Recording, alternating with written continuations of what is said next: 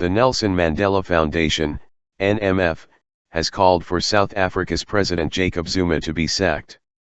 He had failed the test of leadership and South Africa needed to hold to account those who were looting state resources, it said. Mr. Zuma has been dogged by allegations of corruption for more than a decade. The call by the NMF, which is run by colleagues of South Africa's first black president, is the latest sign of growing discontent with his rule. Its intervention came as a court began hearing a bid by Mr. Zuma's legal team to prevent the release of a report by former anti-corruption chief Thuli Madonsela.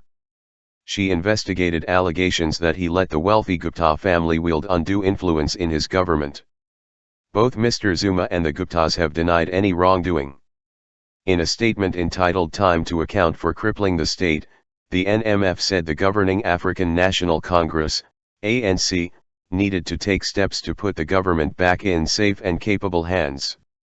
20 years since Nelson Mandela signed South Africa's constitution into law and as the third anniversary of his passing approaches, it is painful for us at the Nelson Mandela Foundation to bear witness to the wheels coming off the vehicle of our state, the NMF added.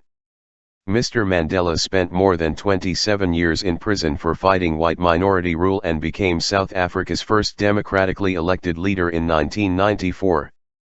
He stepped down 5 years later and died in December 2013 at the age of 95. The NMF said South Africa's democracy was now under a real threat, with key government institutions being used to advance private interests. We are reaping the results of a political trend of personalizing matters of state around a single individual leader. This in a constitutional democracy is to be deplored, it added. Impeachment vote.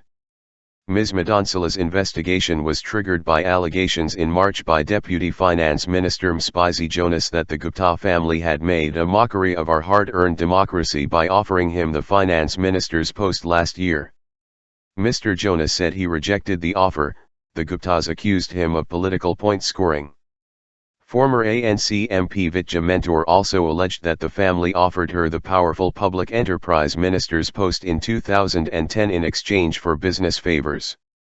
Ms. Mentor alleged that Mr. Zuma was in another part of the Gupta's family home in Johannesburg when the offer was made. Mr. Zuma's office said at the time that he had no recollection of Ms. Mentor, while the family strongly denied her allegation. Ms. Mentor and opposition parties, including the Democratic Alliance, DA, and Economic Freedom Fighters, EFF, are challenging Mr. Zuma in court, insisting that the report be released. EFF supporters are protesting outside the High Court in the capital, Pretoria, to demand its publication. Mr. Zuma's court action prevented Ms. Madonsela from publishing the report before she stepped down as public protector at the end of her term last month. He said it would be unlawful to release the report as he had not been given enough time to respond to the allegations. This was the second time Ms. Madonsela investigated Mr. Zuma during her 7-year term.